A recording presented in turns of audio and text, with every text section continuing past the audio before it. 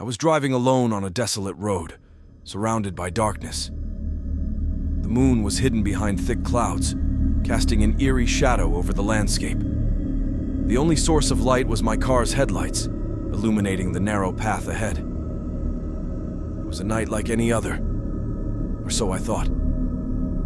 As I continued down the road, a sense of unease began to creep over me. The silence was deafening, broken only by the sound of my own breathing and the faint hum of the engine. The air inside the car felt heavy, as if something ominous was lurking just beyond the reach of my vision. Suddenly, a dense fog rolled in, engulfing the road in a ghostly mist. My heart raced as I struggled to see through the thick haze.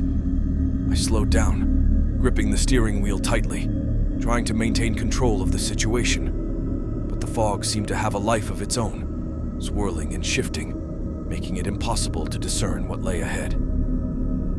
As I cautiously pressed on, a flicker of movement caught my eye. I glanced to the side and saw a figure standing at the edge of the road. It was a woman, dressed in tattered clothes, her face obscured by long, unkempt hair.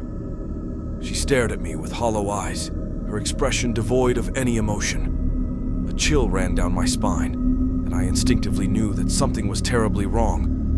I tried to accelerate, to escape from this eerie encounter, but my car sputtered and came to a halt. Panic set in as I desperately turned the key in the ignition, but the engine remained lifeless. I was trapped at the mercy of the unknown. The woman slowly approached the car, her movements unnaturally graceful. She tapped on the window, her long, bony fingers leaving smudges on the glass. I could feel her presence seeping into the car, suffocating me with a sense of dread.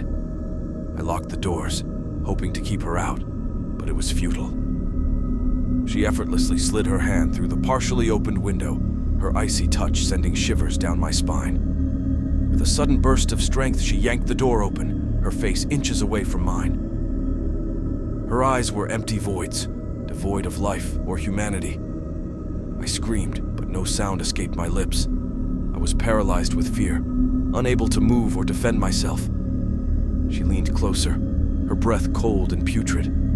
I could smell the stench of decay, a sickening mixture of rot and despair. Her voice, a haunting whisper, filled the car.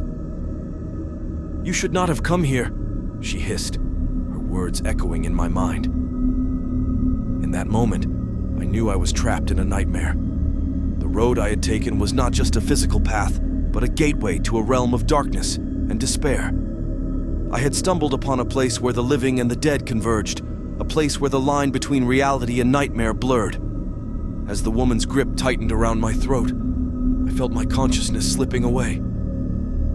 The world around me faded into darkness, and I became just another victim of the night gone wrong. And so, my cautionary tale serves as a warning to all who dare to venture into the unknown.